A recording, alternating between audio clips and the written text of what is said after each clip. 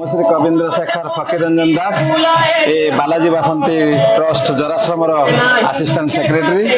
ଆଜି ରଜ ମହୋତ୍ସବ, ରଜ ପର୍ବର ପ୍ରଥମ ରଜ ଏହି ରଜରେ ଏ ଭାଇ ସତ୍ୟଜିତ ମଲ୍ଲିକ ସେ ଏଇ ଯେଉଁ ଆଶ୍ରମର ଅନ୍ତେବାସୀଙ୍କ ପାଇଁ, ବୃଦ୍ଧାବୃଦ୍ଧିଙ୍କ ପାଇଁ ସେ ଥଣ୍ଡା ଆଣିଥିଲେ, ଆମ୍ବ, ମିଠା ଏବଂ ବିଭିନ୍ନ ପ୍ରକାର ଫଳ ଆଣିକି ସମସ୍ତଙ୍କୁ ନିଜେ ହାତରେ ପିଆଇଲେ।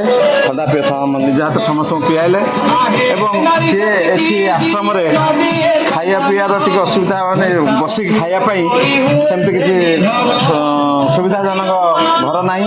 ବସିକି ଖାଇବା ପାଇଁ ଟିକେ ଅସୁବିଧା ହେଉଛି। ବର୍ଷା ଦିନରେ ଖାଉଥିବା ସମୟରେ ମଧ୍ୟ ବର୍ଷା ପଡ଼ୁଛି, ଖାଦ୍ୟରେ ପଡ଼ୁଛି। ତେଣୁ ଏ ଭାଇକି ଆମେ ରିକ୍ୱେଷ୍ଟ କଲୁ ଯେ ସେମାନଙ୍କ ପାଇଁ ଗୋଟେ କିଛି ଆଡ଼ଜଷ୍ଟ ଦେଲେ ବା କିଛି ଘର ତିଆରି ପାଇଁ କିଛି ସରଞ୍ଜାମ ଦେଲେ ସେମାନେ ସୁରୁଖୁରୁରେ ଖାଇପାରିବେ, ଡାଇନିଂଟା ହେଉଛି ଭଲ ଭାବରେ ହେଇପାରିବ।